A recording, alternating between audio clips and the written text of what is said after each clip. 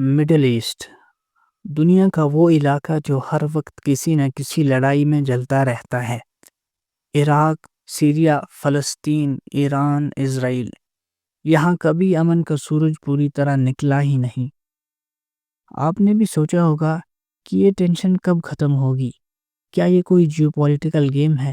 اور سب سے بڑا سوال، اس پوری سچویشن میں امریکہ اور باقی سپر پاورز کا کیا رول ہے؟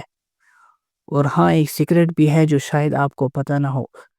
چلیے اس راز کو کھولتے ہیں۔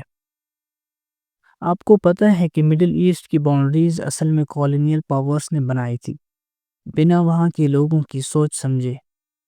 مطلب ایک جگہ پہ ایسے لوگ ایک ساتھ بند کر دیے جو ایک دوسرے سے اتنے الگ تھے کہ جھگڑا ہونا لازمی تھا۔ مطلب امیجن کرو، آپ اپنے گھر میں ایسے لوگوں کے ساتھ رہو جن کے ٹیسٹ ان فوڈ، تھاٹس اور پولیٹکس بالکل الگ ہوں۔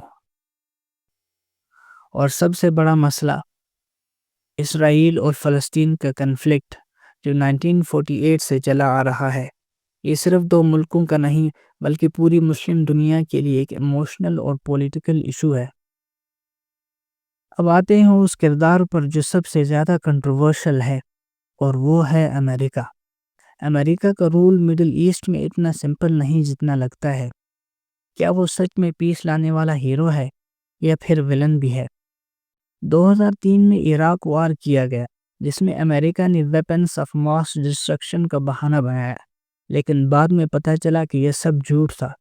اس سے عراق میں اتنی انسٹیبلٹی آئی کہ اس کا آج تک اثر ہے۔ مطلب سوچو، اگر آپ کے گھر میں ایسے لوگ آ جائیں جو بنا وجہ ہنگامہ مچا دیں تو کیا حال ہوگا؟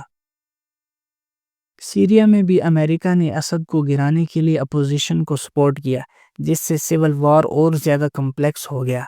مطلب ایک طرف سے تو آپ پیس چاہتے ہو، دوسری طرف سے آپ اپنے دشمن کو سپورٹ کر رہے ہو۔ تھوڑا کنفیوزنگ تو لگتا ہی ہے۔ اور اسرائیل، امریکہ اس کا سب سے بڑا سپورٹر ہے۔ ہر سال billions of dollars military aid دیتا ہے اور ہر انٹرنیشنل فورم پر اسرائیل کو ڈپلومیٹک کور دیتا ہے۔ مطلب امریکہ اسرائیل کا اتنا بڑا فین ہے کہ اس کی ہر بات میں اس کا ساتھ دیتا ہے۔ تو امریکہ کی پالیسیز نے ٹینشنز کو کم کرنے کے بجائے بڑھایا ہی ہے، لیکن یہ بات اتنی اوپنلی نہیں کہی جاتی۔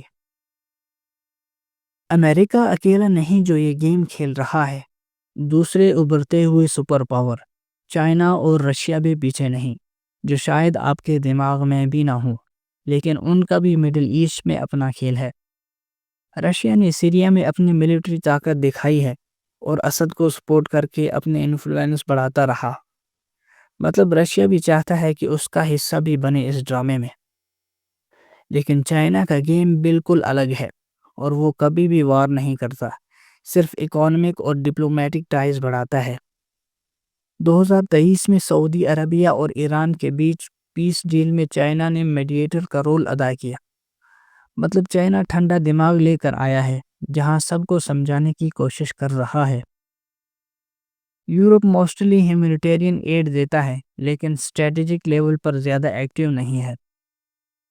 جب اسرائیل فلسطین جیسی کنفلکٹس ہوتی ہیں تو UN ریزولوشنز پاس کرتا ہے، مگر ان کا امپلیمنٹیشن مشکل ہوتا ہے۔ مطلب UN کی آواز تو ہے، لیکن اس کی بندوق خالی ہے۔ آج کل ایران اور اسرائیل کے درمیان ٹینشنز بہت زیادہ ہیں۔ ریسنٹ وارز نے پورے ریجن کو پھر سے ایک بڑی جنگ کے کنارے لا دیا ہے۔ اگر یہ سب آل آؤٹ وار میں بدل گیا تو صرف مڈل ایسٹ نہیں بلکہ دنیا کے اور ریجنز بھی افیکٹ ہوں گے۔ مطلب یہ ٹینشن صرف لوکل نہیں، گلوبل ہے۔ مڈل ایسٹ کی پرابلمز صرف ریلیجن کی وجہ سے نہیں ہیں، یہ ایک بہت ہی کمپلیکس مکسچر ہے۔ ہسٹری، سیکٹیرین ڈیوائیڈز، ریسورسز، گورننس اور سپر پاور کی اپنی پالیسیز۔ جب تک ہر پاور اپنے سیلفش انٹرسٹس کو تھوڑا سائیڈ نہیں رکھے گی اور لوکل لوگوں کے حقوق کو رسپیکٹ نہیں کرے گی، تب تک امن مشکل ہی لگے گا۔ مگر امید ہے کہ اس کا کوئی نہ کوئی حل نکلے گا، اور شاید ایک دن یہ ریجن بھی امن کی روشنی دیکھ سکے۔